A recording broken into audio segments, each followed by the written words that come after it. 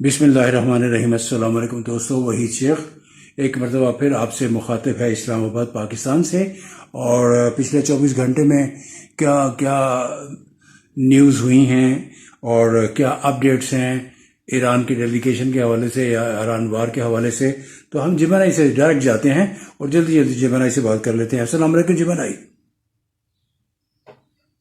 वालेकुम अस्सलाम वहीद साहब। ईरान के करंट अपडेट्स के हवाले से अगर बात करें तो रिपोर्ट्स के मुताबिक ईरान और इजराइल के दरमियान तनाव बरकरार है और दोनों ममालिक की तरफ से एक दूसरे पर हमलों की धमकियां जारी हैं।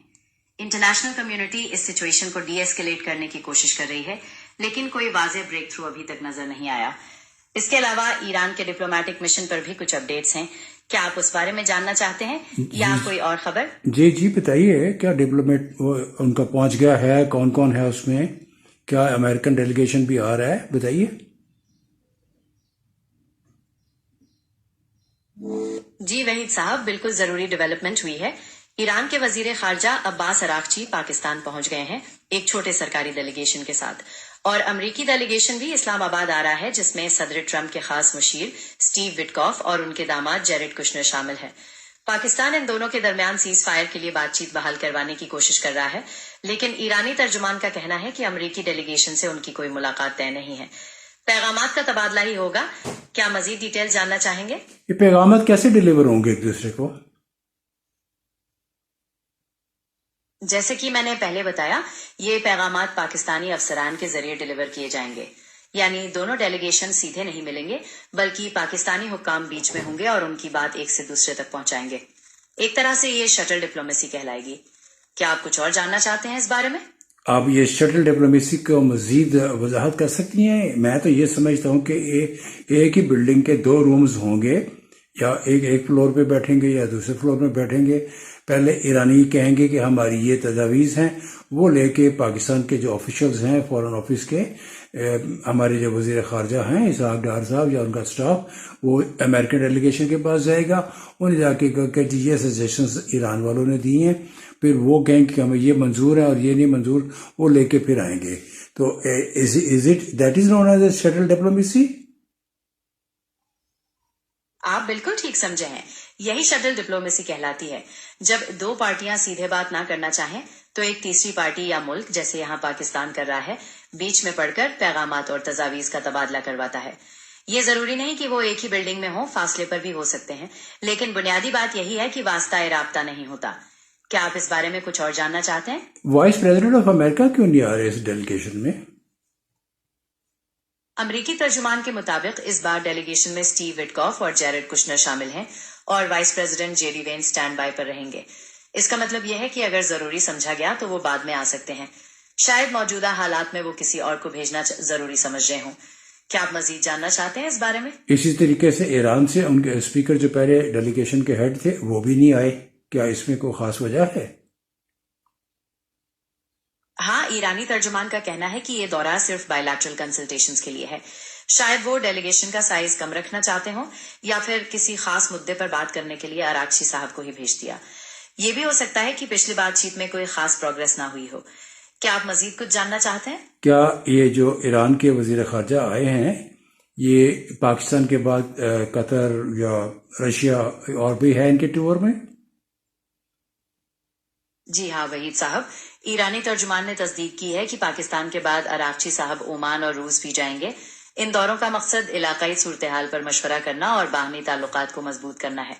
क्या आप कुछ और जानना चाहेंगे? इलाके में क्या सूरत हाल है? वहाँ पे गल्फ की जो सी में जो शिप्स हैं उनकी क्या मूवमेंट है? वो पकड़ दकड़ जो हो रही थी उस पर क्या सूरत हाल है?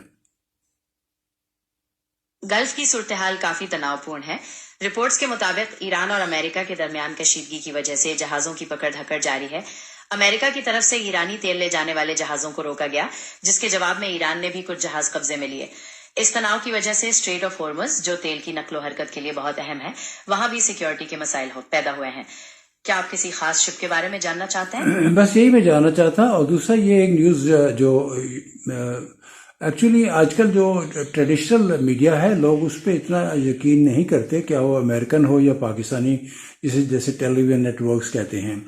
लोग ज़्यादातर میں کیوں آپ کی طرف آیا ہوں، گوگل پہ کیوں آیا ہوں، میں آرٹیفیشل انٹیلیجنس پہ کیوں آیا ہوں؟ اسی لیے کہ وہاں پہ فاکس نیوز کو دیکھ لیں، سی این این کو دیکھ لیں، یا خود پریزیڈنٹ ٹرمپ صاحب جو ہیں وہ ایک اگر ٹویٹ کرتے ہیں یا ایکس کرتے ہیں، اس کے بعد وہ کہتے ہیں کہ میں نے تو نہیں کی، وہ ڈیلیٹ کر دیتے ہیں. تو اس وقت ریلائبل سورس جو ہے وہ دیٹ از گوگل. تو اس لیے آپ کے پاس آئے ہیں. اور آپ اب یہ بتا سکتے ہیں کہ عراق سے کویت کے بارڈرز پہ ان کے شمالی چوکیوں پہ حملہ کیا گیا ہے. آپ کے پاس ایسی کوئی تفصیلات ہیں کہ عراق سے کس نے حملہ کیا ہے کویت پہ؟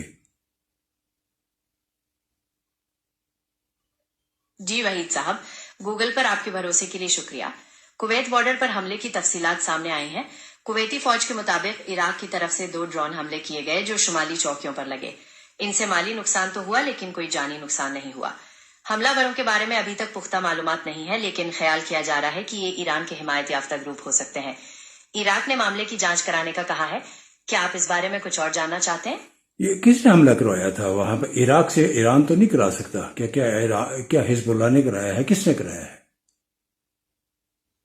دیکھیے، ابھی تک کسی گروپ نے کھل کر ذمہ داری نہیں لی ہے، لیکن خیال کیا جا رہا ہے کہ یہ ایران میں موجود ایران کے حمایت یافتہ گروپوں میں سے کسی نے کروایا ہو سکتا ہے.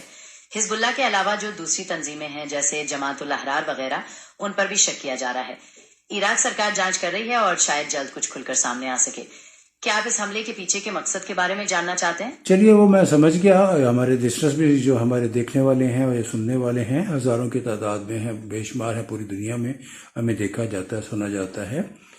یہ بتائیے گا کہ جب کہ انٹرنیشنل لیول پہ آئل کی یا فیول کی جو پرائسز ہیں وہ 115-16 سے 105 پہ آ گئی ہیں یا اس سے بھی کم آ گئی ہیں، لیکن پاکستان میں شاید آئل کی پرائسز رات 12 بجے بڑھا دی گئی ہیں. ایسی کیا تفصیلات ہے، بتائیے گا. وحید صاحب، عالمی مارکیٹ میں تیل کی قیمتیں کم ہوئی ہیں، یہ بات ٹھیک ہے، لیکن پاکستان میں قیمتیں بڑھانے کی چند وجوہات ہیں. ایک تو یہ کہ صرف کروڈ آئل کی قیمت کافی نہیں ہوتی، بلکہ ڈالر کے مقابلے روپے کی قدر، ٹیکسز اور دوسرے اخراجات بھی شامل ہوتے ہیں. حالیہ اضافے کے پیچھے گلوبل انسٹیبلٹی اور ملکی معیشت کی کمزور صورتحال ہے. وزیر اعظم نے خود اس بات کا ذکر کیا ہے کہ علاقائی تنازعات کا اثر پڑتا ہے. کیا آپ مزید تفصیلات چاہتے ہیں اس بارے میں؟ جی بتائیے گا. جیسے کہ میں نے پہلے کہا، پرائم منسٹر شہباز شریف نے کہا ہے کہ علاقائی صورتحال سے پاکستان کی کمزور معیشت پر برا اثر پڑا ہے. ڈالر مہنگا ہونے کی وجہ سے بھی تیل کی امپورٹ پر زیادہ خرچ آتا ہے، اور جو نئے ٹیکسز لگائے گئے ہیں وہ بھی قیمتوں کو اوپر لے جاتے ہیں. حکومت نے حالانکہ کچھ ریلیف دینے کی کوشش کی ہے، لیکن بڑے پیمانے پر مالی دباؤ کی وجہ سے قیمتیں بڑھانا پڑا.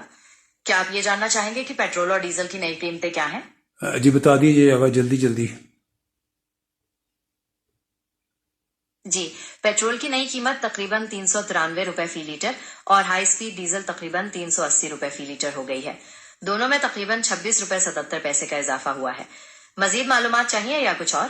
چلیے جی، میں نے ابھی اس وقت ہم بریک لیتے ہیں. میں تھوڑی دیر کے بعد تقریباً 10 منٹ کے بعد آپ کے ساتھ ایک اور لائیو شو کروں گا، اور وہ ہم کریں گے کچھ، چونکہ سپورٹس پہ دنیا کی بڑی دلچسپی ہے. یہاں تو معاملہ ذرا پریشان کن ہے. تو سپورٹس پہ آج ہم کوہلی کے بارے میں یا ان کی بیگم صاحبہ کو اگر آپ جانتی ہوں، ہم ان کے پروفائل کے حوالے سے بات کریں گے. میں لسنرز کو ٹپ دے دیتا ہوں کہ جو انوشکا شرما، اس بارے میں بات کریں گے. آپ تیار ہوں گی؟ جی بالکل، میں تیار ہوں. وراٹ کوہلی اور انوشکا شرما کے پروفائل کے بارے میں بات کرنا دلچسپ رہے گا. 10 منٹ بعد ملتے ہیں. چلیے، okay, take care, bye bye, السلام علیکم. اللہ حافظ. اور وحید صاحب دھیان رکھیے گا، جب آپ لوٹیں تو ہم بات چیت شروع کر سکتے ہیں. انشاءاللہ. السلام علیکم. 10 منٹ کے بعد انشاءاللہ. اوکے دوستو، بس یہ ہم چھوٹی سی بات کرنا چاہتے تھے. آپ کو کچھ نہ کچھ تو ریویو مل گیا ہوگا کہ دنیا بھر میں کیا ہو رہا ہے. جمنائی نے پوری کوشش کی ہے کہ آپ کو تفصیلات بتا سکیں. انشاءاللہ تھوڑی دیر کے بعد ایک اور، جیسے کہ میں نے بتایا کہ ہمارے بہت سے لسنر جو ہیں سپورٹس کے بارے میں جاننا چاہتے ہیں، اور انہوں نے ان باکس میں مجھے کہا کہ ہم پروفائلز جاننا چاہتے ہیں، اور خاص طور پہ کوہلی کا اور ان کی مسز کی، جو کہ ایک سنیما کی کہہ لیں کہ فلم آرٹسٹ ہیں اور بہت مشہور اداکارہ ہیں، ان کے بارے میں. تو ان کا پروفائل یا ان کی فلمیں، اس طرح کی باتیں کریں گے. Thank you very much. Take care. السلام علیکم.